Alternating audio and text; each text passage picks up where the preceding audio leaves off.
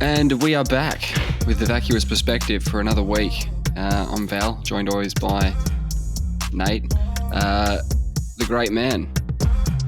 Nate the Great. I'm a businessman today. Why is that?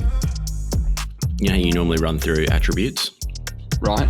Today I'm a businessman, entrepreneur, extraordinaire. Wow. There you go. I sold my own microwave, my old microwave, should I say. Wow. Yep, to some unsuspecting old lady. Gumtree. Marketplace, Facebook Marketplace. There you go. Picked it up. What was the price? My secret is buy low, sell high. Right. At $60. $60. Yeah. Yeah. And you bought it for presumably more than that. I inherited it. Oh. That's how you do freebie. it, right? Yeah, right on. That's free money. Free money. So it was sort of redundant because my oven, remember I was telling you a few months, maybe it was a month ago, how my oven started spewing fire? That's right. Yes. Yeah, so the oven's gone. And then I was trying to get that fixed was going to cost something like a shit ton because it's so old. The oven man had to source this particular part. So I elected with going with a convection microwave. The convection microwaves, I understand, aren't as good as an actual oven, but they do the same thing virtually. Great. Far cheaper. But then the convection microwave is also a regular microwave, of course. So I didn't want two microwaves. Don't need them. Don't need them. Well, actually, last night I started using the convection function and needed to microwave something. Right. And you can't do both at the same time, of course. So you Limitations. Limitations. There is a limitation. There is. But overall, I mean, the new microwave cost me $700. So maybe I'm not Warren Buffett. Right. Because got on. Yep. Yeah, because I'm down $640. But onwards and upwards. Yeah, that's right. And I had quite a big day as well, actually. I went for a ride this morning. Yeah. With Elle Smith. And some other bloke you don't know. And the wife. Out to Mushay and back. Yeah. Bit of a trek. Bit of a trek, yeah. Training for this Macca 200 ride. Yes. We're doing that fundraising thing again. Yep. And I haven't done any rides. Neither's the wife. So, I mean, you have to do something. Bit of prep. Yeah. That's my day. Wow. Mm. I napped. Now I'm here. Yeah. Wow. There you go. Here we go. I had a call from my father, actually. Did you? Yeah, he was on the brink of tears. Oh. He was upset. What was upsetting him? Oh, I don't know. It was something about in a recent episode we talked about backyard cricket rules and him being credited with the left-handed secret weapon. Yes. Apparently that's not true. Wait. He is not the original secret weapon? No. Oh. And that upset him? Yeah, because of the guilt. Mm. I think, it's possible that word got back to the creator and now Dad's in the shit a little bit. He hasn't slept in weeks. Yeah, he might days. He might feel a little bit fraudulent. Yep. So he was dealing with that. So he wanted me actually to clear the record, to set the record straight, actually. Yeah. And say that the original creator was not him. It was someone else. Who we'll call the Great Fron. The Great what? Fron. Yes. And he actually brought up another cricket rule from their earlier years, their late teens, which is a great backyard cricket rule, by the way. It's if the ball is hit from the bat, hits the back wall of the house, and then goes up onto this raised area where they had their backyard cricket set up, right? Mm. Didn't matter how many times the ball bounced. If you caught it in your mouth. Yeah, good one. It was called a mouth job. The old mouth job. And presumably if you get someone out with a mouth job or whatever it is, it's out. I presume it's out. It's a great way to get someone out. That's a great way. But I've never tried to catch a tennis ball in my mouth. Yeah, what do you think? Pretty Is it one difficult? of those? It's pretty difficult because I think you'd have to nail it with you. I think you'd have to bite it. Yeah, you'd have to get into it. There's two ways you can approach it. You can a true mouth job. You can sort of just like suck It's going the in your air. gob, mate. It has to go in your gob. But you could be like a vacuum cleaner and sort of hoover up the ball. Oh, geez, some skills. Yeah, that's, or you can bite it with your teeth. You'd But I have to don't know. bite it. You'd have to bite it. I might maybe But with a little. he did say that no one ever got out from a mouth job. Oh, so it's just almost a bit of comedy trying to. It's a bit of, well, sort of mythical, you know? Yeah. The I think it's possible. elusive, impossible way to dismiss someone in backyard cricket. So he wanted me to bring that one up as well. I reckon if you get someone out with a mouth job. Yeah, there's got to be more to it. Hey, it just can't be out. I think you should be permanently out. Yeah, that's what he said, actually. He said it's a bit of a game-ending sort of celebration time moment. I mean, like, Game's for life, over. you can't play backyard cricket Yeah, they're anymore. out forever. Yeah. That's a good rule. Yeah. It's like soul destroying. Permanent out. You're fieldsman only from now on. You can bowl, you can bat. He said there was about 5 of them that would play or whatever. So, permanently out. That's a good rule. How devastating, though. What stakes, happens if you're 9 years old? Yeah, the stakes. Yeah. I don't know if you remember this, but in high school there was that game that people played, barcodes. Oh, yeah. I remember that. You kick the carton of milk around till after 3, it's live. The game is live, and if the carton hits the deck and it rolls onto or ends up on barcodes facing up, then that person who fucked up the rally basically gets bashed. punched. Yeah, within an inch of his life. By everybody in the circle. And this is the problem. It got taken advantage of because some people just get the usual obligatory punch from everyone. Yeah. Whereas everyone's waiting for an excuse to punch on that guy. It's really sad. It's basically bullying. It's 100% hyperbullying. We only played it in a fun sense, but I saw some other circles using it I was like, man, people. Yeah, there was one guy and I was like, I don't even think it was me that asked him, but they were like, man, why do you play with those guys? We're trying to help the bloke out. We're like, man, are they really your friends? They're just beating on you.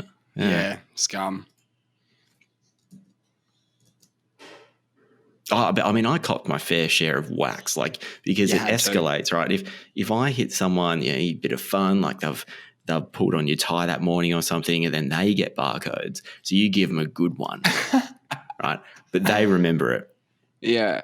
This is how you learn as a kid. They remember it, and so then you get barcodes. You go, oh shit, this guy's going to give it to you. Yeah. Gives you a big whack. Oh, what a terrifying concept. Oh, sometimes it feels like it's right between I don't know if you have between the muscles on your arm, but it can get you right on the bone. Well, yeah, they're trying to give you like a corky, but on the arm. They're trying to give you a dead arm. Yeah, some people punched with their middle knuckle sticking out. That's so fucking dumb. Do you know what I'm talking about? 100%. You're going to break your finger. That finger. Not on the guy's little arm and not with your little punch, right? I think that's the idea. We're probably not going to do any damage, but you probably could. Yeah, but it's that little. Just punch with your knuckles. Like get your middle knuckle right in there. Like the idea they're trying to concentrate the force through that middle point. Through the point, but the problem is it's not anchored properly. You're gonna break your knuckle if you punch hard enough. Punching tips. Oh, have you been in a fight? Nah, man. Famously never. Almost sometimes. Almost sometimes. Yeah. It's good. Yeah. What was there? Were you just around the wrong person in the wrong area? Yeah. You've definitely been in areas where something could go down any second. You've definitely been there, but nothing that ever happened where I would class it as a fight. Yeah, Yeah, there's a few wrong. It's basically, for me, it's wrong time, wrong place moments. 100%. One time, I was holding my girlfriend's hand, who's my now wife, and we're at the early stages of a Bucks party at a pub. Some guy, I don't know if I had my arm around her or was holding her hand. Probably, I think I had my arm around her or something. We're listening to the best man explain some of the rules for the Bucks thing that we're about to do. And this guy comes up, grabs my shoulder and whips me around and just looks at me really aggressively. And then all of a sudden, I think it wasn't instantaneously, but maybe like a full second later, I was like, man, why is this guy so angry? Like, what is going on? I was like, what? And then he starts realizing, he starts looking around. I think it's when the wife starts kind of turning around and see what the hell is going on. His face just changes completely and he realizes he's got the wrong guy. He thought I was, caressing his missus or something. He thought that was his missus. Right, and it's not. It's my missus. Right. And he was just, she must have just had long brown hair. And he just, so he goes around turning people around aggressively and looking at them anytime they're with someone who looks anything like exactly. And I thought, what kind of, how insecure is this man? He went to boiling temperature. Like he was literally. Dude, you're lucky your now wife turned around. Otherwise you would have got punched straight in the face. Yeah. 100%. But how insecure are you that you're just going to fight? I don't know the circumstances. I found that bizarre. I was like, mate, everyone was just like, whoa, are you all right, man? He's like, oh, sorry, I thought you were someone else. Oh, so, wow. Look, there could have been some history there. You might have an exact doppelganger kicking about out there, and your now wife may have a doppelganger out there, and maybe he was just. It still doesn't excuse the behaviour. Hey, how weird would that be if there was two people going out in a relationship, and so there's a couple, and they have another couple that is a doppelganger. Yeah, that would be weird. Weird. Yeah. It's like a Bizarro Jerry situation. You know the Bizarro Seinfeld? Yeah, except I want more like uncanny, where it's like, wow, you guys could literally both be sets of twins. So does that situation when that guy flipped me around, is that a fight? Am I in a fight at that point? You were. That's an almost sometimes. Yeah. That's a sometimes moment. That happens. Yeah. Because he aggressively looked at me. Yeah, it could have happened. And he was within striking distance. So, I mean, technically that's a fight. But no, that's not a fight. But I diffused the situation with my prowess abilities. Yes. My powers of persuasion. Last weekend I went out for pinball. Went out to play some pinball. Went out to play some pinball? Yeah, with dollars. That's pretty awesome. But I was like, are you in the 1970s? I've never heard. I didn't know that people do that, but that's excellent. Pinball's great. Pinball's a really cool kind of old game. And they still make new ones. I was looking at the top 50 pinball tables of all time, and stuff that was made 3 years ago is showing up on some of these people's lists. So it's good to know it's still out there and kicking. But no, I got a lot of pinball time when I worked at my old job because there was an Indiana Jones pinball machine where I worked. Yeah. And you could, after your shift or something, you pop a couple of bucks in and you can play for 40 minutes or whatever because, pinball machines are great. They give you opportunities to keep playing, sort of gambling, but it's not really. You pop in your dollar and that's one credit, right? But if you score over, say, let's pick a number, 260 million, you get a replay. I was not going to pick that number. But that's just pinball numbers. This is pinball numbers. Yes, but I was going to pick a number and I was going to say like 273. I don't know, but that's not a pinball number. No, it's not enough excitement involved. No, I think the minimum you can get on a ball in Indiana Jones, the minimum score you can score on a ball is about 50,000 minimum. Why don't they just take off a few zeros? They could, but it makes it more exciting. You got 50 billion, 100 gajillion, a million atillion, that sort of thing. Oh, yeah. But and you get millions of points for jackpots and stuff, so they need to have those million moments. Points, 1,000-point jackpot, no one gives a shit about that. But we would play, and you'd earn replays by just playing. If you get far enough through, you'll get enough points to replay, so you don't even have to put more money in. Additionally, at the end of the game, it'll give you the last 2 digits of your score. It'll just randomly spin up, a number between that and 10, and you could match it. And if you match it, you get a replay. So you can play for a while, is what I'm trying to say. Yeah, you can. So you get good value out of ping. You can get good value. Yeah, you can. You can also get fucked up. Pinball. You can also put $1 in and just like get 3 really bad balls and it's over. I get so sad when the ball just go. I mean, this is the whole point, isn't it? When the ball goes directly between those, the flippers. Thingies. But sometimes there's no chance. There's nothing you can do. I feel there really is. hard You done can by. tilt it. Tilt what? The table. You push it. Do you? Is that illegal? Yeah, So what the game will give you 2 warnings before it will shut down because of tiltage. So it'll go warning when you do it. And if you do it again really quickly, then it's really already in a warning state. So, yeah, you can tilt it. Yeah. Are you supposed to do that? Is that part of the game? Yeah. No if one you ever watch told pros me. play, you watch them. They'll You maneuver get 2 the table tilts. a lot. Always 2 tilts. No, you can do unlimited if you don't do, if you don't reach that minimum threshold that the actual table picks up that you're tilting it. If you just give it a little bump, it won't even count. But you have to know that the asteroid is on a collision course with Earth to tilt it slightly to make that decision. If the ball's going between you, there's a what do you call lot flippers? of times. The flippers. Yeah, there's a lot of times where you definitely need to tilt if you want to keep this ball. But you alive. have to detect that early because what would happen? They're really good at it. Yeah, I would probably see the ball arcing up on the thing, and I would think I need to tilt this bad boy. Then I'd probably tilt it right into the abyss.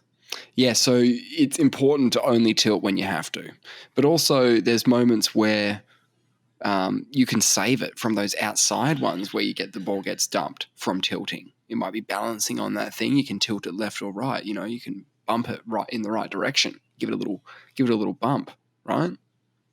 Oh yeah. So I play a lot of this Indiana Jones pinball machine like at home now because it's been released on one of these VR, like not VR, but video game arcades. So I've been practicing a bit before. Can you tilt it on that?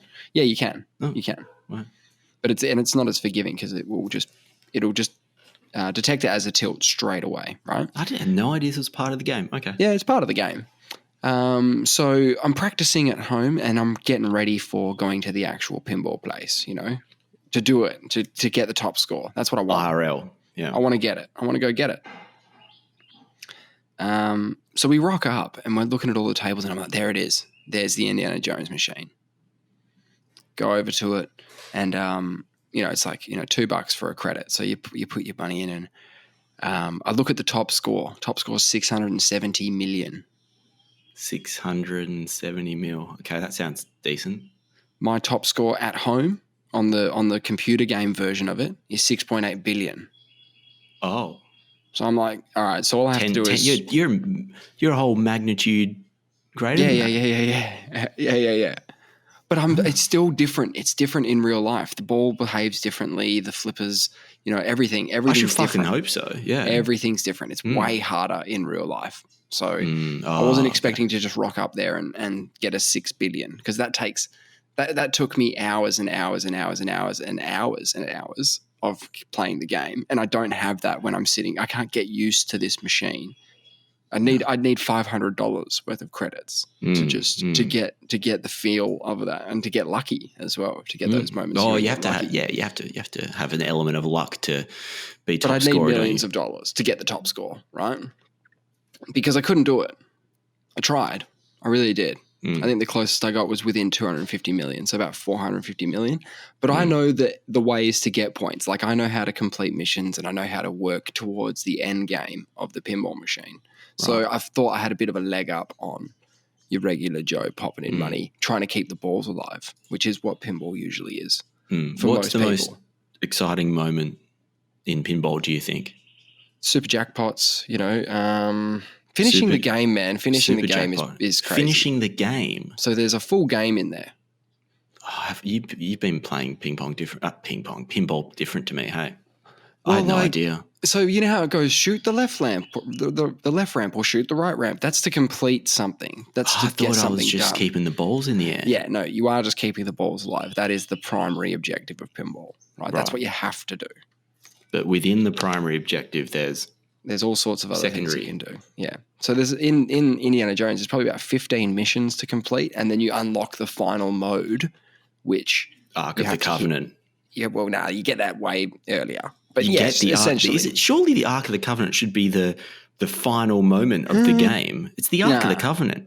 No, it goes Ark of the Covenant, Stones, Holy Grail. So it's the full trilogy. It's the trilogy. It's not just the What are first stones? one. The ones from the Temple of Doom. Oh, okay. Does Short Round feature? Is he? Well, he could be one of the bowls maybe because he's round. Yeah, so Short Round features on the table. He's a multiplier bonus, and he also, if you get a ball into a lock in one of the locks, and the guards are still up, he'll say, "You cheat, Dr. Jones," just like he does when they're playing cards together. So he's got a voice line in the pinball machine, which is great. He's got a voice line, and Sulla, who's Gimli from Lord of the Rings. Okay. He's also got his actual name as well. Gimli, what a nerdy name that is. He gets the honor of saying jackpot. The honor. Yeah. How's he say it? He goes, jackpot. And it's funny because he got to do that twice. So they get to say a couple of other lines as well. Like they'll get a couple of other lines because there's certain things that they don't say in the movie. Most things they just rip from the movie, like direct quotes. Of course. But sometimes he'll have to say, shoot the left ramp, for example, and then that's not in the movie. So he'll come in and record those for the pinball machine. And he got to be on the jackpot sound for Indiana Jones pinball and for Lord of the Rings pinball. So pinball double up. So me and Dave were actually standing next to each other. He was playing Lord of the Rings. I was playing Indiana Jones, and we were just syncing up jackpots, or that's what we were trying to do. You know what I'm saying? But no, we both I don't think either of us set a high score on any table we played the entire night. Oh, well, that would be impressive if you did. But what's a jackpot? Lots of points. What is a jackpot? Is that a multi-bowl, or is that just? Most jackpots you need to have a multi. Yeah, you need to have your multi-ball running. Yeah, and then you usually complete a task and then hit another ramp, and then boom, jackpots. But all the tables are different. Yeah, it's great. So definitely going to go back and do that again to try and crack it. But after we played pinball, we thought we'd get a bite to eat, right? So we went to food court in Northbridge, and there was a Hood Burger there. You know Hood Burger? Yeah. We got a Hood Burger, and I looked at the menu, and it just said like cheeseburger, bacon burger, other burger, and then there was the same menu again underneath it that just said hot, like hot versions of that. Okay. Yeah, hot burger or not hot burger. That's how I looked at it. Do you want a bit of spice or do you want no spice? That's how I thought. Yeah, a little bit of spice. So I said, I'll have the hot burger, please. And a Dr. Pep. Let's go. Yeah. And I'm eating this thing, and it was. I think it was nice to begin with, and then it got really, really warm. Not like getting really heavy sweats warm, but just like lips on fire warm. I couldn't understand it. It was painful. I thought when it was at its worst, I thought I've like completely fucked up my lips forever. Oh, so it was a slow burn that slowly became napalm. Yeah. Just fire, right? And I'm like, wow.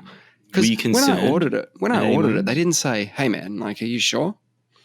They just said, "Yep, one of those coming right up," kind of thing. So you think you should have got a fair warning? I do. Because I'm on the way. Because about 5 minutes after I'd eaten it, well, I only ate like just over half, maybe under half the burger, right? Half of the burger. About 5 minutes later, I start to feel pretty good. Like I've completely recovered, as in my lips felt back to normal again, and also all bodily systems were functioning normally, which was great. Yeah. And I thought, man, what was that? And I think Dave said to me, man, that could have been like Carolina Reaper sauce. And I went, because I'm pretty, that's the hottest chili in the world. Is it? I've heard of it, so I know it must be hot if I've heard of it. They engineered it in the, I don't know, mid 2010s,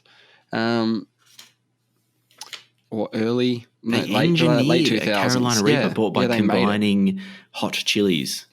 Yeah, I don't know. It's they modified, whatever you want to call it. Mm. And turns out, looked on the website, it is Carolina Reaper sauce, and that explained it, right? The good news is I didn't die or anything. I mean, granted, it's not the chili itself. It's not the same as taking a bite out of a Carolina Reaper. That would probably put me in hospital, I reckon. They look interesting. I was just having a look at Carolina Reaper. Yeah. They look dangerous. They do. They scream, "Don't eat me." Yeah, they're bright red. Well, at least, there's green ones as well, but the red ones, they look like a shriveled strawberry. Yeah. So I had that. The good thing is that because I didn't die, I went, well, that was actually because I felt fine 5 minutes later. I was like, I'm glad I did that. I would do it again. Yeah, you're right. In 2013, Guinness World Records declared it the hottest chili in the world, the hottest chili pepper. There you go. The crossbreed is between a really nasty hot La Soufriere pepper from St. Vincent and a Naga pepper from Pakistan, and was named Reaper due to the shape of its tail. Oh, so it's got like a Reaper, like a what do you call it? Like a sickle. Oh, yeah. Okay. Okay. It has been described as having a fruity taste with the initial bite being sweet and then immediately turning to molten lava. That's consistent. Is that how you felt about it? That's pretty much what you described. Because when I ate it, it did taste like nice. And then it turned on me. And that's the worst because it lures you in. You can probably have another couple bites. Yeah. I want to order it again. But I want to do it in a controlled environment. That sounds... So you think you might have an action in negligence because you weren't sufficiently warned of... I think if you got Reaper sauce, it shouldn't just say hot burger. I think it should say like, a burger like that you call like nuclear weapon or something, like you don't just call it the hot burger. Anyway, I was fine with it. I think there needs to be a warning if you're using as an ingredient the hottest chili pepper in the world. But it's not the hottest chili pepper in the world. It's a sauce. Yeah, but you're using it in the sauce. I don't know how that works. Just let me know. There must be nothing, like not a big amount in there because I'd be dead. Yeah, not a big amount, but still the hottest chili pepper in the world. I would just like it, just a mention. A little asterisk up there. Maybe we'll order some sauce from them. We'll get some Reaper sauce and we'll just put it on some chips. I love, who's that chicken wing guy? The hot man? Hot Wings. Oh, yeah, that's great. That's great. What an idea. Yeah, I wonder where that sits in his list of sauces. If he was talking about hot sauces, where that would be. I'd probably say it's around the 7 or 8 mark. Who knows? It's a good question. Because it might be fuck all. It could be a 4. See, my understanding is... Yeah, that's true. What I find on Hot Wings, what's hilarious is it reminds me of Pinball, what you were talking about before, is let's say, just for the sake of the argument, the first sauce in the mix has 100 Scovilles, which is the heat unit. Correct. Let's say it's 100. Then the second sauce has 150. Yeah, it's always weird, isn't it? 250. And then you go 7, 10,000. No, it's like millions. No, that's the 7th sauce, right? So you have an order of magnitude that's like 3 orders of magnitude hotter than 1. And then the next 8 will be, and then the last one, 9 is a couple of million. Yeah. And the 10th one is multiple million. And you're like, is that okay? Yeah, are you okay after that?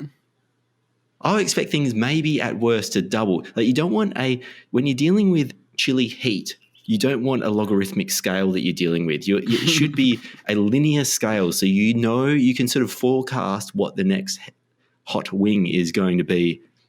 I think there's going to always be those jumps though. It's always going to jump. Do you want to... I mean, I don't want to do hot wings. It's been done, but I wouldn't mind eating something hot.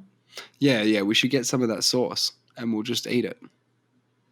But I think we need something to compare it to, like sriracha, which is just a very mild sauce that I'll eat on scrambled eggs quite happily. right? Just to give me the flavor for something hot, because the comparison is important. No, not really. You know what hot is. This is just going to be hotter than that. Oh, yeah. Yeah, it is. I've had an idea. Yeah, go on. Okay, we've got the Hot Wings guy we are just talking about. Got it. Love his work. And then we got Mr. Beast that does his, he just seems to like give money away for stupid things. Bit of philanthropy, yeah, sure. Yeah. So it's not for stupid things all the time. I saw like one of his recent ones where he gave a whole bunch of people who needed hearing aids. It's pretty great. Yeah, he does some good work. Does some very good work. Now, what I was thinking is we set up someone in need, or just someone that wins. They get to play Indiana Jones, but they get $1 for every point they get in the game. Right, and where's the piggy bank for this? Mr. Beast.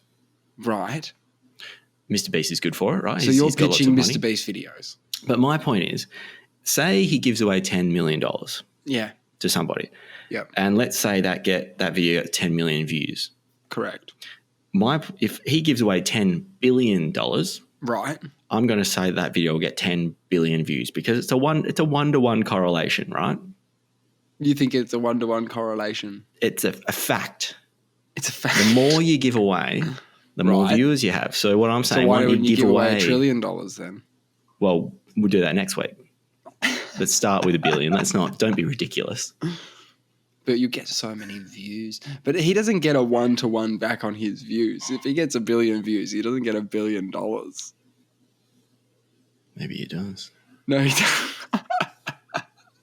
But what he does is he gets the money he does make, invest it in microwaves. He could give money to me. I could turn his money. I could sell a couple of microwaves. I could buy some microwaves, resell them. Right. For a so profit. This is all still a Mr. Beast pitch, right? Well, we're going slightly off. It's the financing component. All I'm saying is I've sold a microwave, and the light didn't even work in it. That's okay. People work around that. You told them the light doesn't work. No.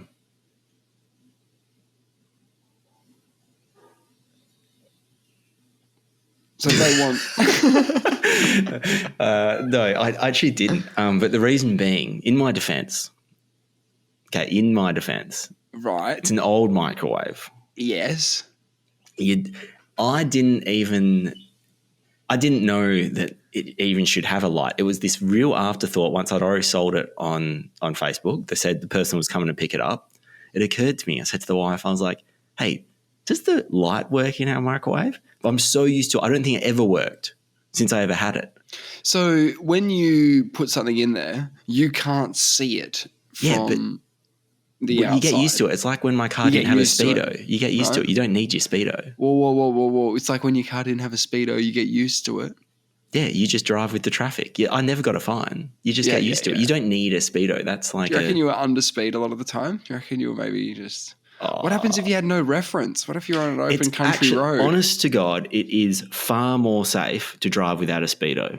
Yes, I understand your point. Because you're actually present and you drive just a safe speed because you don't know how fast you're doing.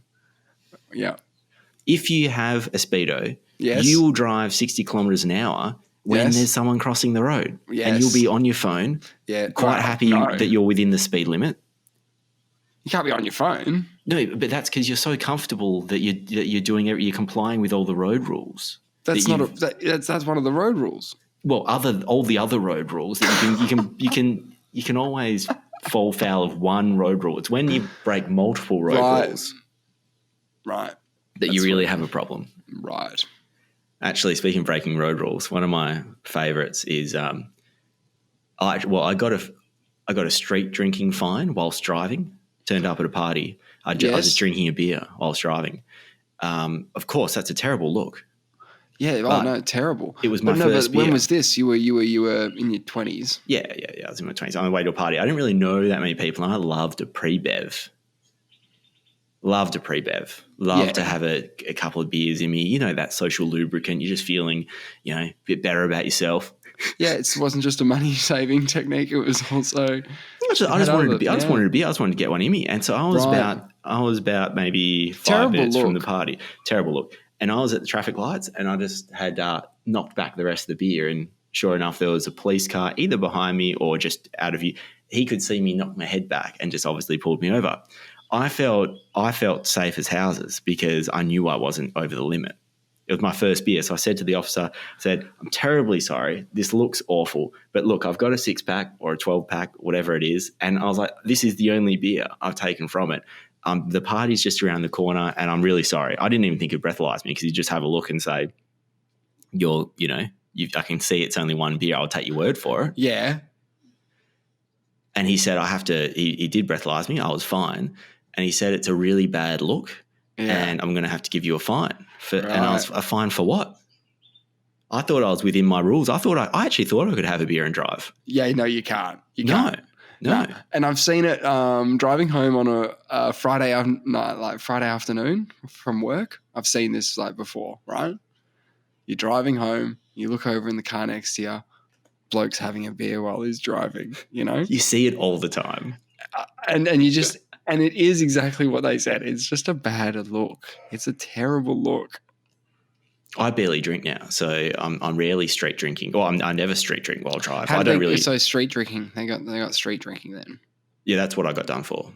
Yeah, because I'm publicly drinking. I'm in a public space, and I was like, well, I thought my car was a private space, but I guess it's in my private thing is within a public. You can't jack off in your car.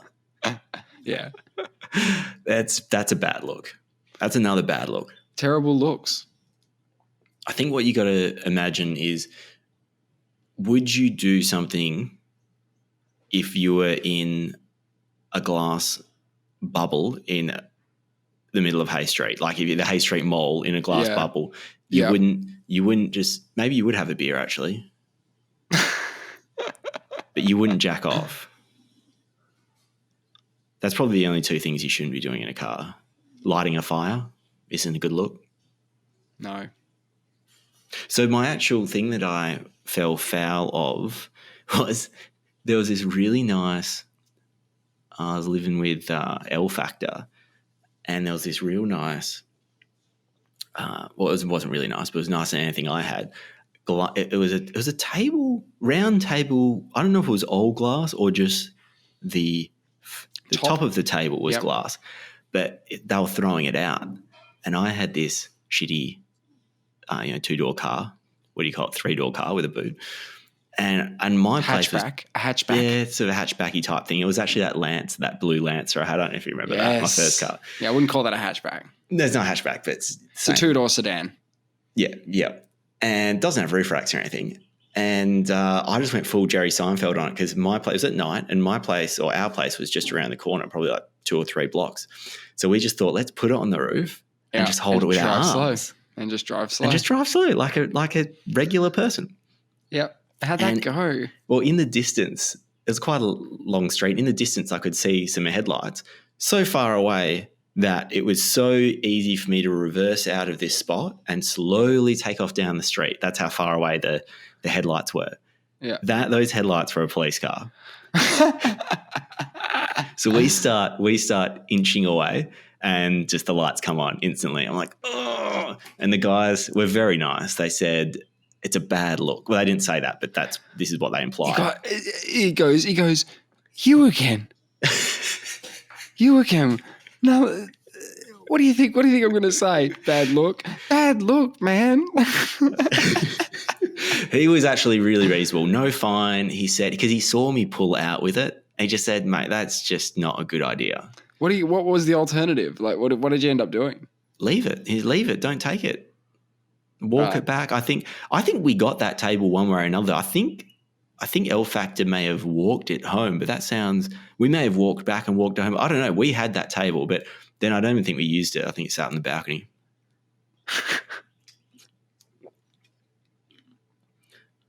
That's great. I think they're the 2 times I fell foul of the law.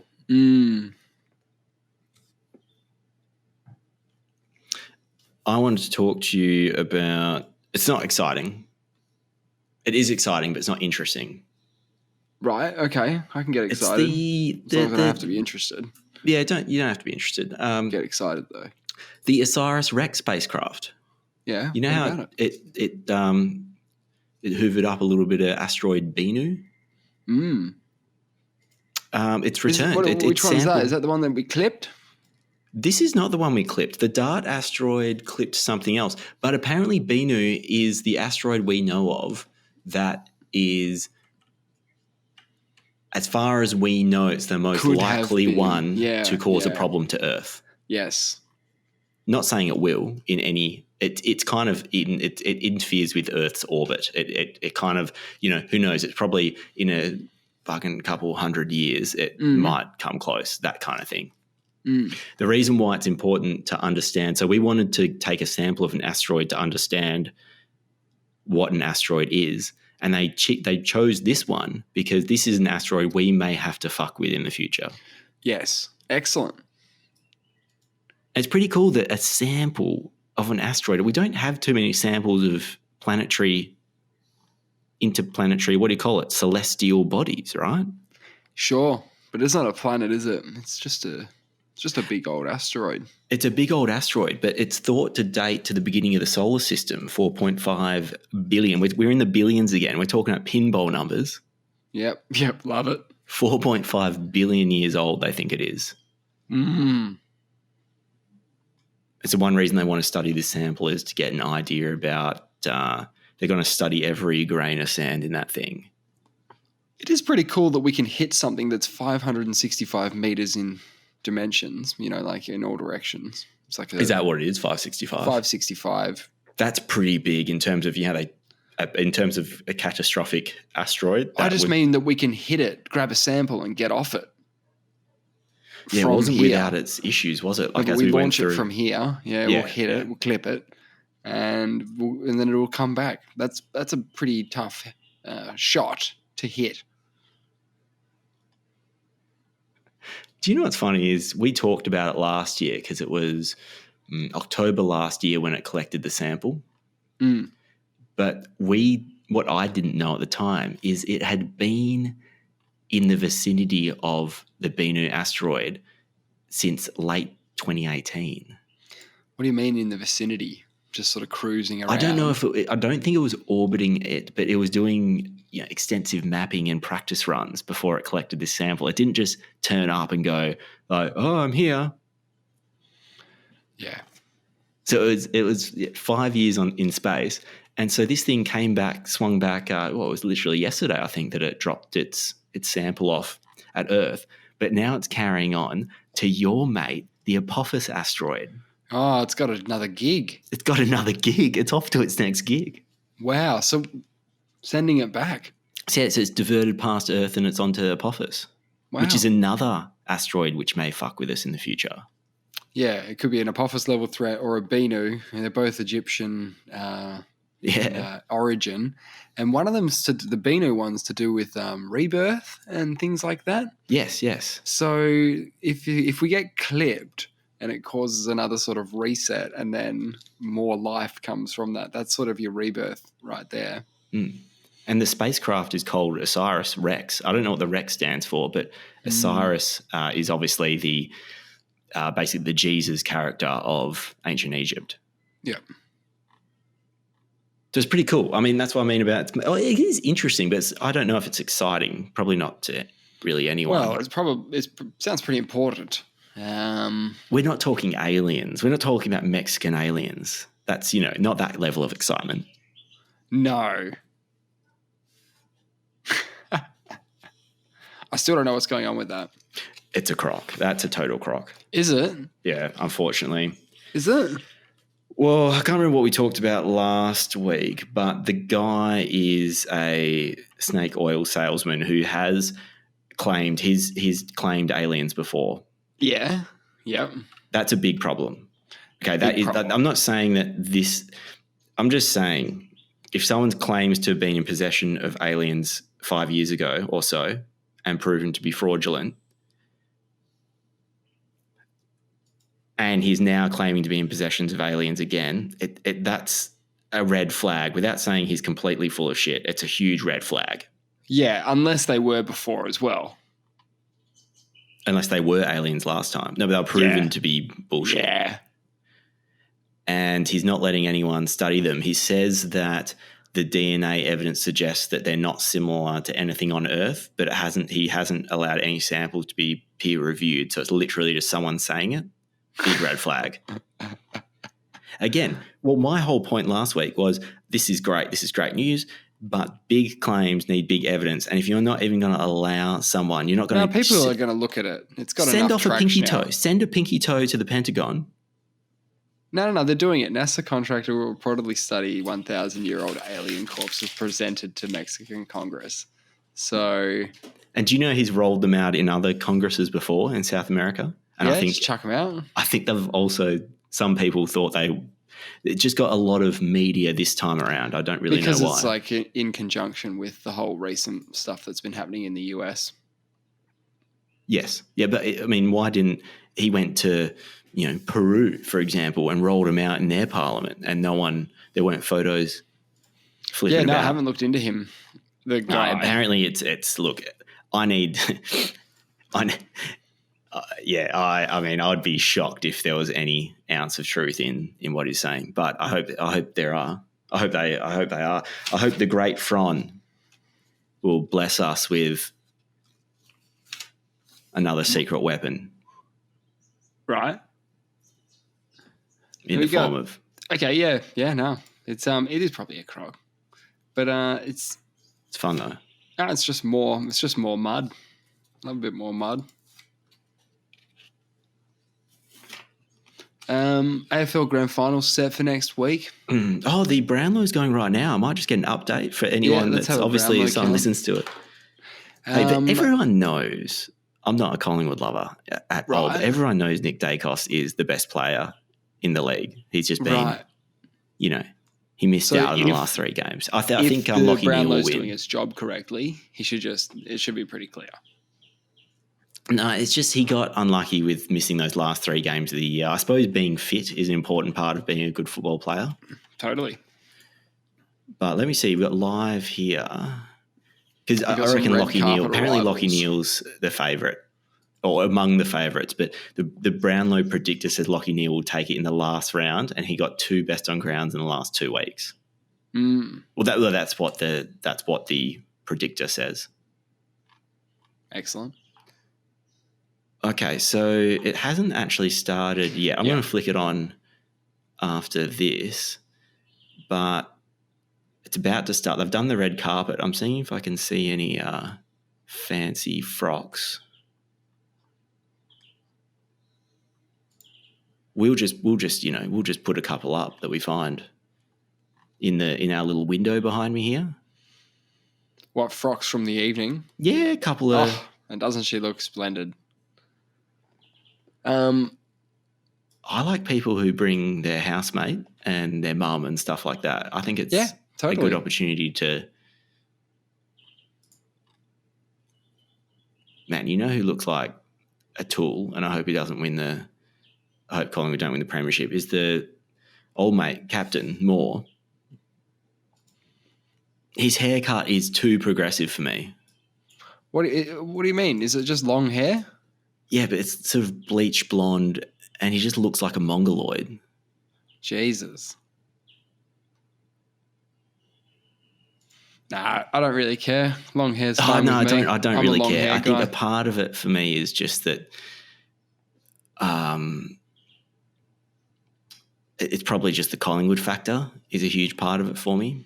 Right. You're just not a fan of the club. It's easy to look. They're actually not the most successful club. I think they're 15 premierships. I think Carlton's on 16, so they could even the ledger with this one, right? Which would be very, it would be a thing. He's too gangly for me. Yeah, it's a scary proposition in a footballer. He's very good though.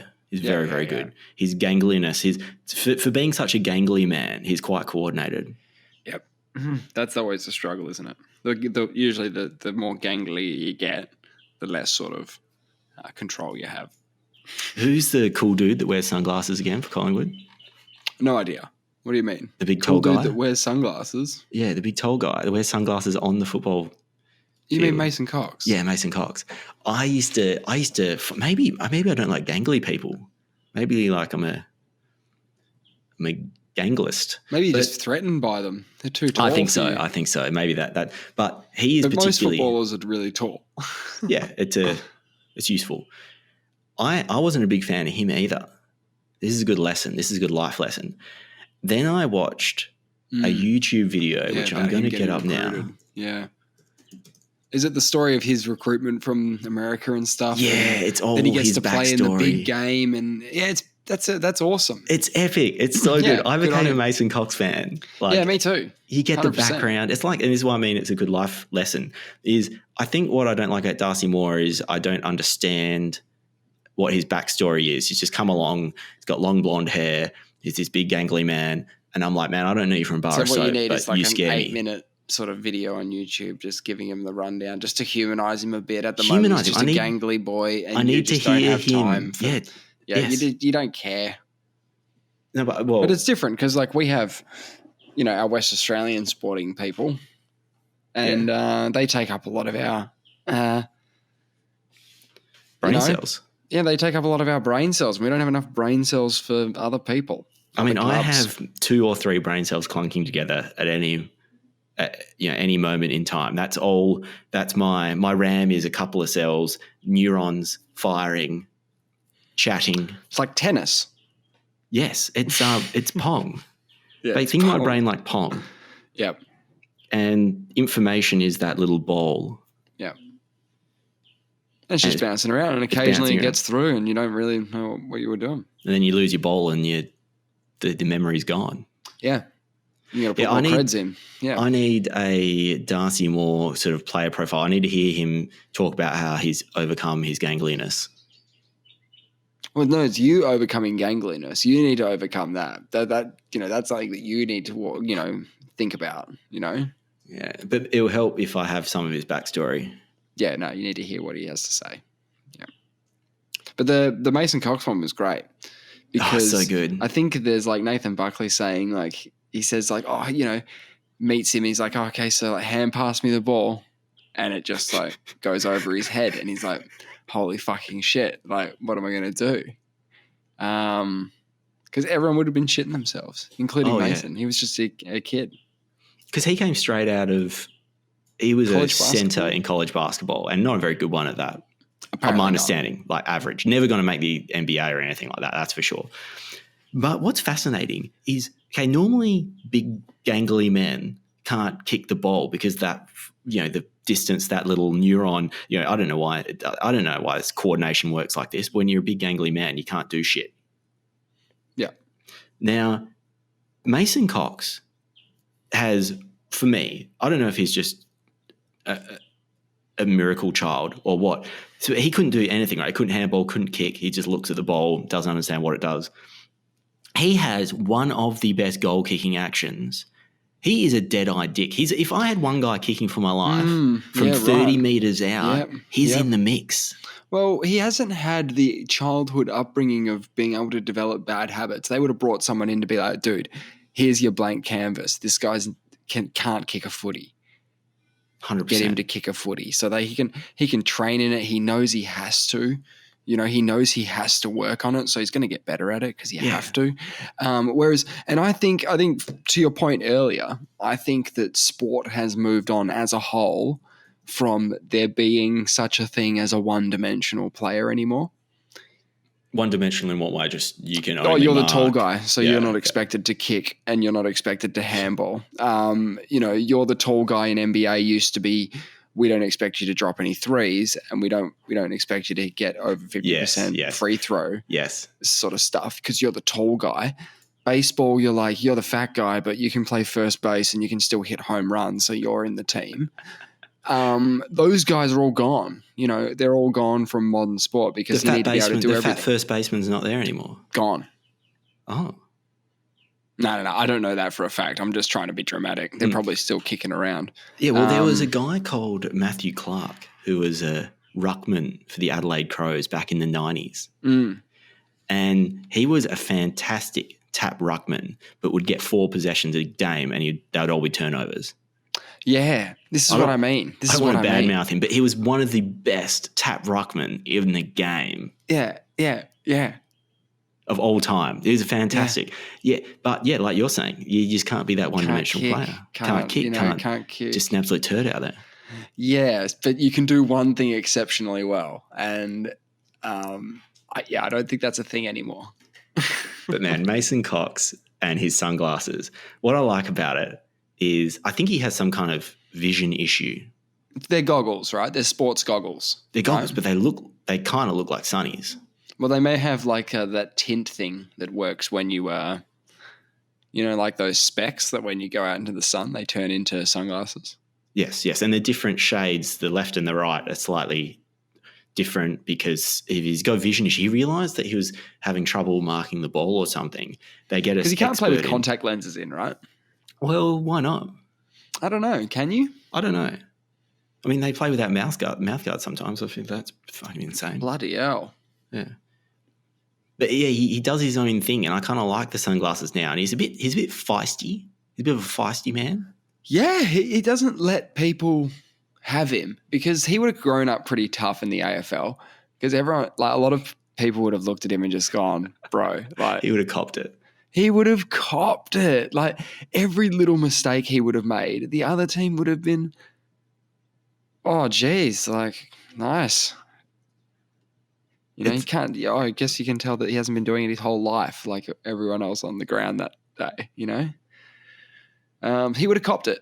Absolutely copped it. And he's probably had a gutful. He's also about 10 years in the biz, right? And he's had some good moments. He's had some good moments. How long has he been playing for? Well, good question. I'm going to say less than 10. But I'm going to say 10. I'm going to say from 2015. That's 8. Nah, he was around before then. Was he? I reckon. Let's get his get it up. Pull it up, Jamie. Yeah, let me just fire this up. Okay, so he played his first games of Aussie rules football in 2014 before making his AFL debut 2 years later in 2016. But he played his first game in 2014. Okay. Yeah, so I think he must have been in some sort of development, like in the regions.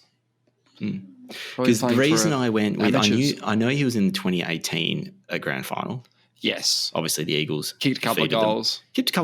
But I don't know if he did. Actually, I don't know about the Grand Final. He had a fantastic prelim. Yeah.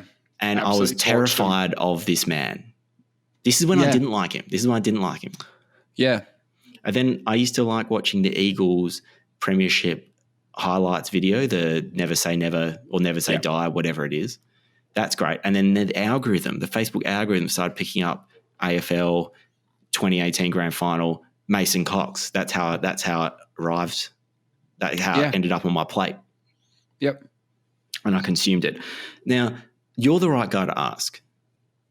Speaking of specialists that have died out in sports, I understand that no one's a knuckleballer anymore. What do you have to say about that? What are you talking about? No one's doing knuckleballs in the baseballs? Well, I understand that knuckleballers back in the day would almost always throw knuckleballs. Wow. Is a knuckleball just a very unusual, like it's a pitch they sometimes whip out or? Yeah, that's what I would use it for if I was a pitcher. I wouldn't throw it out all the time. Well, I thought that the knuckleballers back in the day would be throwing, let's say, 75% knuckleballs. Really? How do you know that? That's my understanding from watching a YouTube video. Wow. And that it's a dying breed. They've died out. Right. That's my understanding. And that there's no one left to teach how to be a knuckleballer. They are fun. I can teach you. Really? Yeah. Can you throw a good one? Like, can you get it with no spin? Yeah. We should try. Yeah, I can do it. All of my brothers can do it. I can't even hit a ball when you throw it. Like, I wouldn't even be able to hit it if you just threw it with backspin. Or just throw it regularly. Oh, through regularly. Yeah, with I wouldn't be able to throw it to a spot where you'd be able to hit it. Oh, yeah. So we wouldn't have a very good game of baseball, would we? We'd have a terrible game of baseball. No, I reckon you'd be able to throw it to where I could hit it for sure. I'm probably going to hit you. And then it's on. Then we're in a fight. That fight then you always the fight's on. Yeah. Yeah, look, I wouldn't trust me if I wouldn't do that. But if you want to go down to the pitcher's nets one day, I'll throw you a couple of knuckleballs. Let's put it in the homework pile. Yeah. Because my understanding is they mainly threw knuckleballs, which is one of the hardest pitches to hit, is my understanding. And if you played any video games from like any time where you could play a baseball video game and you threw a knuckleball, basically what it did is it just flied through the air in random, like it was moving completely, defying the laws of physics. That's what it looks like. The velocity of it changes in flight. Yeah, look, they just don't. They do whatever they want. They just wobble like a what wobbles like a zephyr, like a, what do you call them? A zeppelin is wobbling around. But yeah, and they would have been hard to hit. But I guess maybe there's a reason it's dying out. Maybe it doesn't really work. The video taught me that it's very hard to throw a ball on repeat. It's a bit like a leg spin cricket bowler. It's very hard to do, let's say, 10 perfect knuckleballs with no spin in a row. It's true. And if you do impart some spin by accident, it's an absolute meatball out there and just gets feasted on. Yeah. So it's a bit like if you're a leg spin bowler. Risk. Yeah, high risk. You have to. All they do, if you're going to pop out a shitty double bouncer every 10th ball, they just try and survive until you can't build that pressure. Whereas if you consistently put it on a dime, and then eventually they're going to have to swing at one that's kind of doing a bit. Yep. Every time we played those video games, though, if they didn't have a knuckleball, if the pitcher didn't have a knuckleball in their repertoire, I wasn't interested. Because I played a lot of two-player with my like brothers and stuff. So, two fastballs and then you throw a knuckleball, they're fucked. Yeah, they got no chance. They're all timed out for this fastball's going to come, boom, ziggly wiggly. No, we all learn how to do them because they're really fun. The trick is to make it look like your regular throwing style, throwing action, because there's like if you said, hey, throw this ball but make it not spin, you'd be tempted to just shot put it at the guy, right? So that you could like push it out of your hand and that way it can not spin, okay. Right? Yeah, but then it's a big giveaway when you're shot putting exactly. The baseball. If that was the action you did when you did a knuckleball, you get tonked. And the whole point is like, I would have thought the whole point is that the 75%, if they're throwing 75% knuckleballs, that 25% is those, it's a ripping strike. It's a curveball, whatever it is.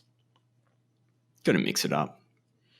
But no, that's fascinating. I didn't know they were dying out, but I can't say I've seen any good knuckleballs recently. Yeah, here it's not really a thing anymore, but now bring it back. Now, good fun. Speaking of leg spinners, Stuart MacGill died a week and a half ago. Yeah. I always felt bad for him. I thought he was so underrated. Why? I feel like if Warne didn't exist, he would have been the best leg spinner of all time. Wow. I think his average was pretty similar to Warne's. Yep. But he didn't get as much game time as Warne was around? You can't play two leg spinners. So was he like, how old is he compared to Warney? Very similar age. Right. Their careers pretty much overlap. You can say that about a lot of blokes, right? There would have been a guy who was the second best keeper in the world when Healy was in his prime, and there would have been the second best wicketkeeper in the world when Gilchrist had his run.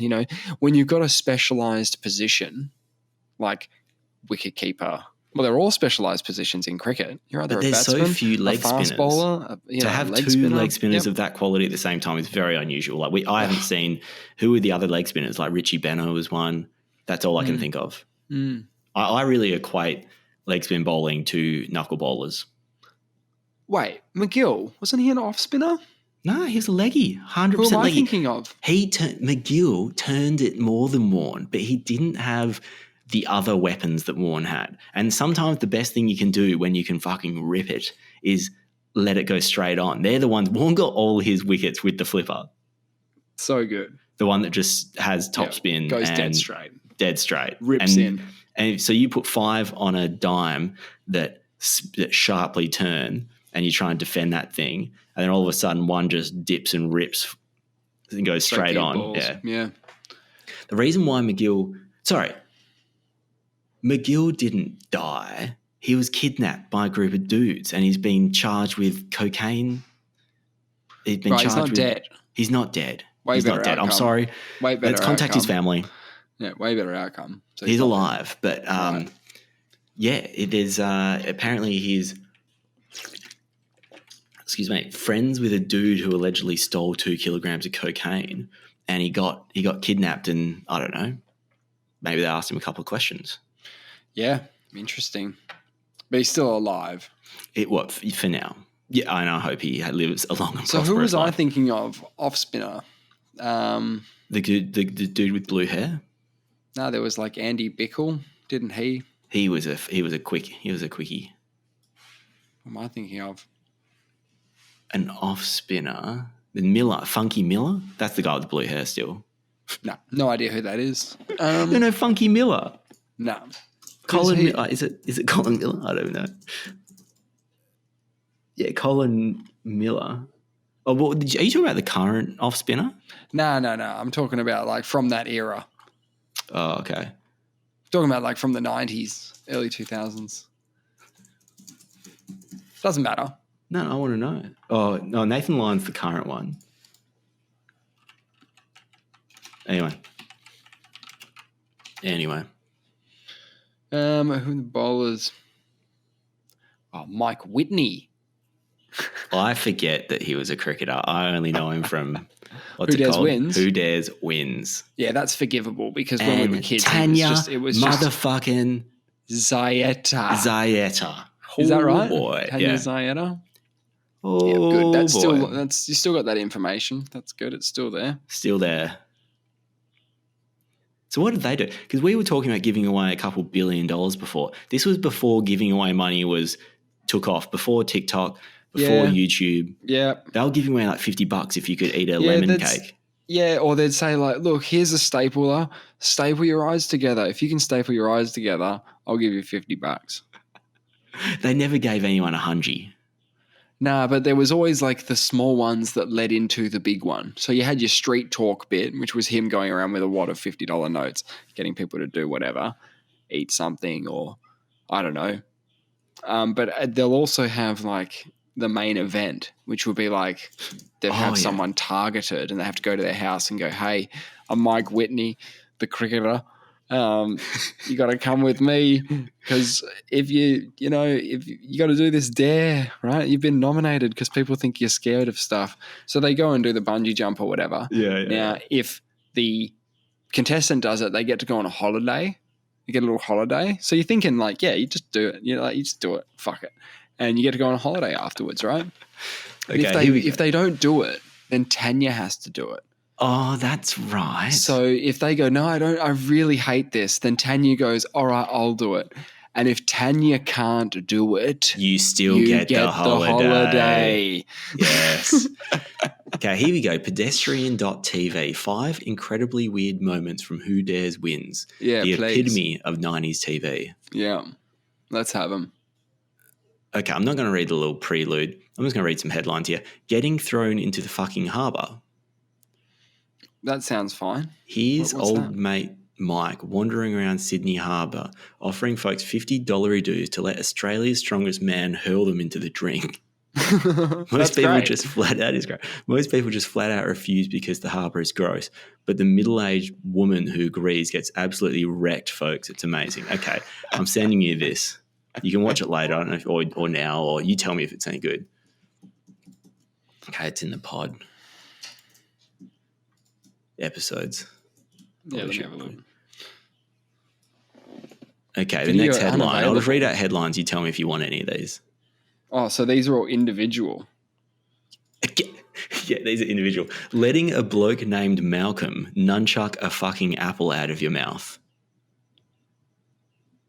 He's dropped fucking in the title again. Well, who's doing this? Who's writing this? Who's writing this article? I don't know. Oh, it's his name is Matt Hopkins. Bloody hell, just chill out a bit, Matt. Yep. Letting Mike Whitney chop off your ponytail with a comically huge pair of scissors. All of these videos are unavailable on the internet, by the way. Are they? Yeah. I'm just clicking on dead links here. But yeah, no, say that one again. I need to just hear it now. Letting Mike Whitney chop off your ponytail with a comically huge pair of scissors. Great. $50. 50 barge. That video is no longer available. I didn't need to see a guy get his ponytail cut, to know it happened. Yeah, I've seen that happen with a bread knife before. Yeah. Okay, letting a woman jump off shopping centre railings off various heights. In this segment, Whitney offers a young woman, this doesn't sound safe, $500 to jump off shopping centre floors of various heights onto a stunt mat. That sounds safer. The highest being 10 metres. Oh, for more money. 10 metres to jump. That'd Pretty be decent. awesome. Young Mandy takes up the offer and is put through some training with a stunt suit. Yes. Yeah. Okay, it's not the stunt that's particularly crazy. It's more than 300 people who would have been absolutely traumatised if Mandy fucked up the fall. Yeah. Again with another fucked. I mean, I say fucked a lot, but this is Why is he doing that? Get naked in front of Mike Whitney at the shops. This is what you could do in the 90s. Get naked in front of Mike Whitney in the shops for $50. Maybe you get more money. Fucking hell. Well, that can't be on the internet. I think Would you get the same inside video, a but fucking later time codes. Would you get inside a fucking Duna cover and take off all your clothes for $50 at the shops? No. People did it all the time in the 90s. Yeah, great. So a young couple agrees to Whitney's challenge for $50 each, and wouldn't you know it, they bloody get the job done. Oh, they bloody did it. After handing over a couple of crisp notes, Mike makes a very funny joke where he pretends to walk off with their clothes. Oh, great gag, Mike. That's great. So you don't need to watch Who Dares Wins anymore. They're the moments that matter.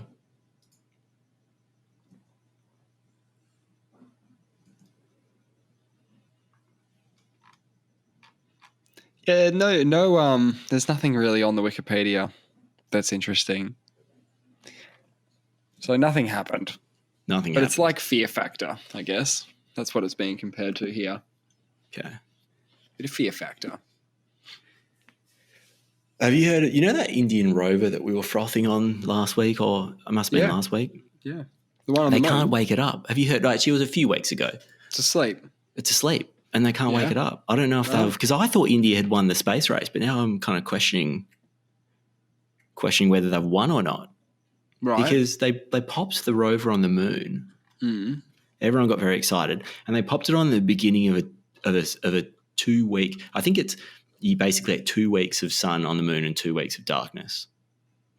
And they popped it on the beginning of a 2 week cycle where they had sun, so it was charging, it was doing all its stuff, and then it's supposed to hibernate for the 2 weeks of darkness. Right, excellent. But they think that the system may have gotten too cold over those 2 weeks, and it's all kind of locked up, and they can't wake it up. So I think they're going to wait a bit longer and try and reactivate it again later. I mean, that's always a good strategy, isn't it? Well, that's what I think they have to do. Yeah. I don't think that's too much of an option. It's pretty cool, though. It is pretty cool. I mean, I'm excited that robots are on the moon. Yeah. Just excited. Just excited about it. Hey, we're talking about Tenet last week. Mm. And you said that you liked it. Yeah. Somehow in my YouTube algorithm, it's been feeding me videos about Tenet being a masterpiece, like an unsuspecting masterpiece. And I did watch a 20-minute video about why it's great. Right. Yeah. I'm not going to go into it, but you're not alone. So did I do that? I think my phone's listening, yes. Yeah. I told you we were talking about... Or it just knows. Maybe it's because I was looking at Tenet stuff, but we were talking about bazaars. Like in Egypt, there's shopping areas called bazaars where there's like spice markets and things like that. Yes. And that night after we were saying bazaar, bazaar, bazaar, yes, I started getting furniture bazaar ads on my YouTube. Yes. Something is going on. Very tricky, isn't it? I have not searched for any furniture nor any bazaars. Well, I did say furniture bazaar though. Did you? But I mean, that's even... I know. That's worse. It doesn't mean it. It doesn't mean, yeah. That means they're definitely listening. But you used to be pretty fond of this sort of stuff. Like you told me years ago that you like the fact that advertising is tailored for you because you might want what they're advertising for. You might want to buy it. Yeah, but the problem with this is I think if I'm searching for things that products I want, then I think that's fine to offer me products. When you're Just listening talking, and you're taking yes. out of context things like, Yes. are they going to start trying to sell me lunar landers soon because I'm talking Yes. about robots on the moon? Yeah. Or pinball machines. Pinball machines? I'm not. Yeah. I think when I search, Should we throw out some keywords now, right? As a final test, the scientific, bit of science, right? I'm trying to think of something I might want. No, it's got to be something. It's got to be so obscure as well because it can't be something you generally think about. Final test. Okay, final test. What about A flower, maybe. I was thinking of maybe like a chess or no, but it needs to be like a brand. Okay, Maybe like Just Jeans. Are they still around? that's a good one. I was thinking maybe like Reebok or something like that. Reebok. Some brand that I don't Like own. Rebel Sport. Like you go. But Reebok still exists, right? But you might buy sporting goods occasionally, right? You have shoes. I do buy sporting goods, but I don't. I'm not even sure if Reebok still exists. To tell you the truth, right? Is Reebok still going around? No, but I haven't seen any ads for it, so I'm willing to say that at least. So if we see that, that's proof. Reebok, that's your science okay. done. Okay, Reebok. Well, you keep saying it. Yeah, I think it needs to know. Like, it has to. There's like a critical mass. Could really go some new shoes right now. Yeah. Sporting apparel. Yeah, we didn't get very far from what we usually buy. What's like another kind of what's a breakfast cereal you never get? Oh, I don't really eat breakfast cereal. All right, so any breakfast cereal. Then. I used to like Fruit Loops. Yeah, Fruit Loops. Kellogg's. Is that from Kellogg's? Kellogg's, sugar. Yeah. I like over 50% sugar. Well, and what's the test here? If the ads do come in, then we've proved something? Maybe my phone's listening. Maybe it's not. You probably agreed to it. Oh, in the terms and conditions, for sure. Yeah. It's when that people found out that their fridges were listening to them that they got kind of freaked out. I didn't know fridges had that capability. Well, if it's connected to the internet. A smart fridge. Yeah, a smart fridge. There's a lot of benefits to having something like a smart fridge, though. I would have thought so. I want a camera inside my fridge. What for? So I can look at it. So if I'm at shops, no one knows what's in the fridge. Right. Have a look. You can do that. Well, I know there are fridges with that capability. Wow. I thought I would prefer if the fridge made the shopping lists. But anyway. That's a pretty good idea. So let's say you always put the eggs in a certain spot, and maybe it's got some kind of AI type thing where it can kind of like figure out what an egg is. But if you always put things in certain spots, it will detect maybe when something's gone or when it's maybe even when it's low. Okay, that would be weird if it started making suggestions. It just started ordering things. So you can select an option on your smart fridge that says, order me things I think I'll like based on the information you know about me. Yeah. But it's those cooking robots that excite me the most. The ones that like are just arms that come out of your range hood. You pop all the ingredients in and it makes food for you. That's pretty clever. A cooking robot, that's something that there's a lot of nuance and dexterity in a cooking robot. How does it crack an egg? It would just like the chefs would who make the movements. Yeah, but that's delicate. Yeah, they're pretty delicate. I reckon an easier thing to do would be just squash the egg and then run it through a sieve. Yep, get all the egg bits out. Yeah. Those cooking robots are pretty creepy. Yeah, that'd be great. No, because they feed them like data from a world-famous chef and the robot arms will be his arms. So he puts on one of those training suits. Yeah. And he trains. Yeah. That seems like fraught with errors though, doesn't it? Nah, it sounds great. Just needs to get better. Yeah, it's going to creep me out. Do you reckon they can chop up onions and everything? Yeah. Yeah, okay. All right. I'll believe it when I see it, because I would have thought, I think I have seen it before, but they're not going to be commercially available for a while, I think. No, there's more concepts, right? These are more, that's coming. Would you let a robot in your kitchen? Yep. I would. Yeah. I mean, we already do. I reckon those, have you heard of a Thermomix before? Yeah. That's pretty much a robot that doesn't have arms. Yeah. What about the vacuum cleaners? You got a robot vacuum cleaner? I hear they're not very good. Yeah, some of them aren't. That's for sure. I mean, they're annoying.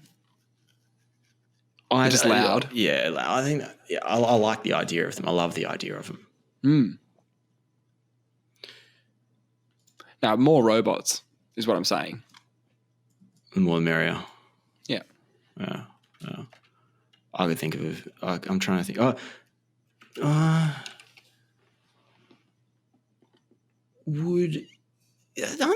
Don't they have robots that play soccer? Haven't they had a soccer game between different teams of robots? I think they've got robots that can kick balls and robots that can shoot basketballs and stuff. How long do you think it will be before a robot team, so that looks like humans, not like robots that have wheels and stuff, talking about bipedal robots. Yeah, robots could take on a human team? Yeah, how long do you reckon that will be? One day. In the future. One day in the future. Probably tomorrow.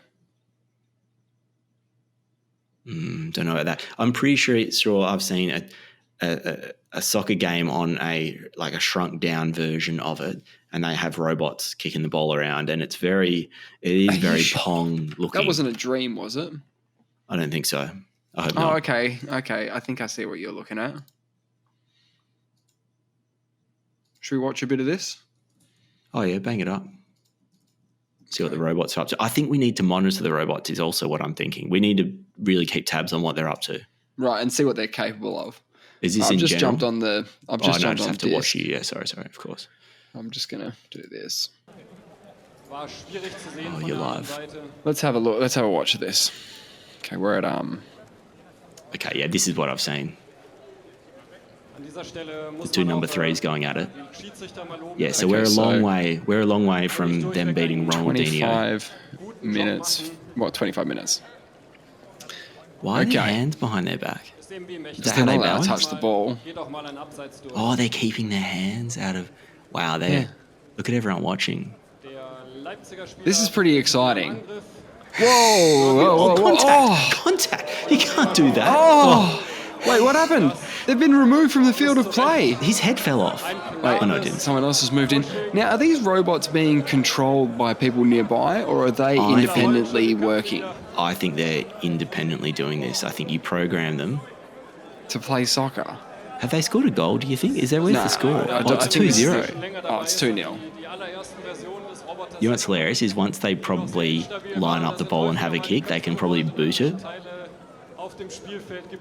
You know, if you give him time and space, this guy's off. This guy is... He's on. Messi. He's on. Messi?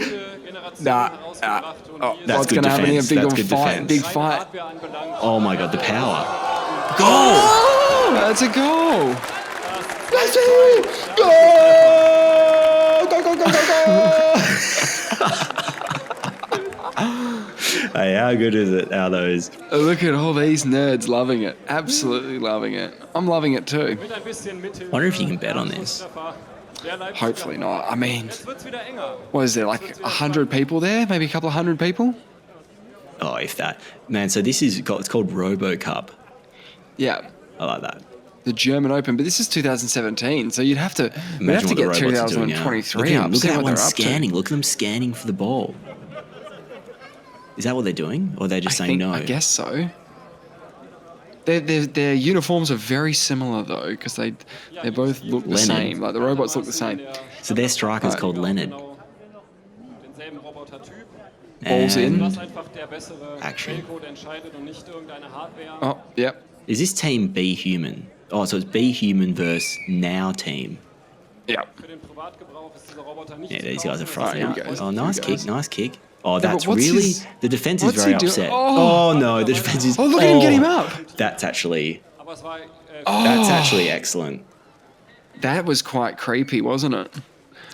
This He's just ate shit. look how good is it standing up, but oh my god, but he can't even.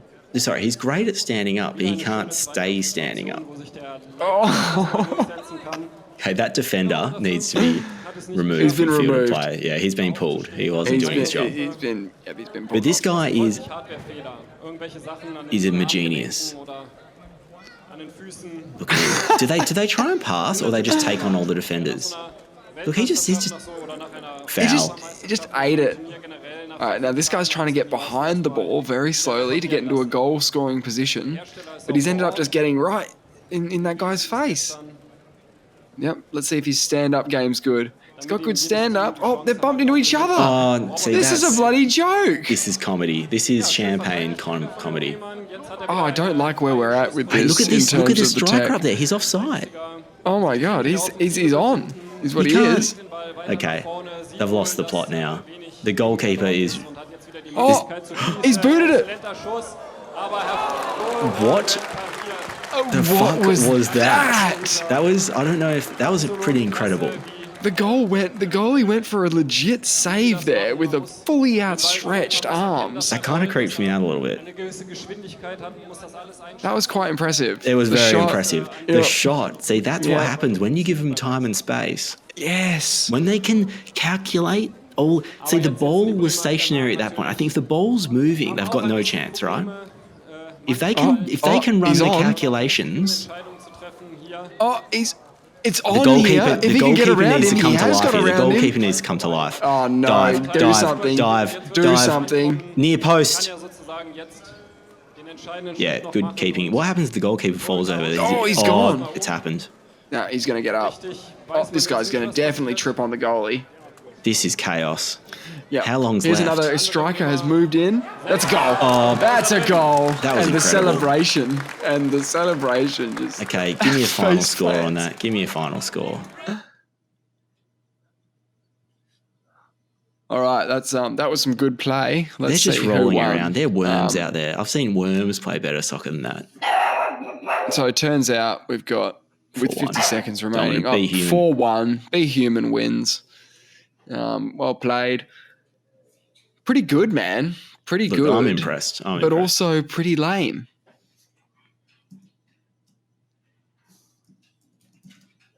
We're not there yet, are we? They can't take on a human team, that's for sure. We'd bloody smash them. They're not allowed to cook me spaghetti anytime soon. No, we'd wreck them on the football field, in a boxing match.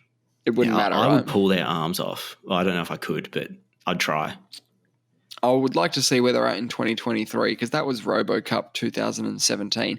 Now, the Boston Dynamics robots, if they had like 10 of those, you'd be pretty excited, right? Oh, I'd be terrified. Have you seen the Boston Dynamics dogs? Is that what you're talking about? Yeah. Yeah, if 20 of those rolled down the streets, I'd be scared. I would be scared. Surely, I mean, because they're supposed to be like an all-terrain type robot. They're designed to stay upright in arduous terrain. Yeah, and do jobs and stuff. Yeah, and do flips. They'll Did do we backflips. ever make a video about the eel robot that's going to explore distant planets? Yeah, we did talk about that a while back. Yeah. Did we make a video? I don't think we did. That was fascinating. A robot designed to explore planets. You just pop it on a planet snake and robot. self-exploration. Chuck it out there. It analyzes things in real time and makes decisions. Unbelievable. But we got that to look forward to. More RoboCup. And you're going to rewatch Tenet? No, I'm not. No. Yeah, although it's supposed to be good, I can't. It's 2.5 hours? It's too much. Yeah. But that's not in the homework. No, I still need to watch The Ninth Gate. Oh, yeah. Chuck that on your list. It's on there. I did nothing this week. I mean, it's a public holiday today in Perth. Yeah. I thought I was going to get all this stuff done. I'm behind on everything. I didn't do anything for this week's episode. No, that's fine. RoboCup Soccer Humanoid. Yeah, so that's what it's called. So check that out. I look forward to seeing more robots and the eventual them taking over. Yeah, man. We'll see you next week. Sure will. Hit us on the email, vacuousperspective@mail.com. We'll be back.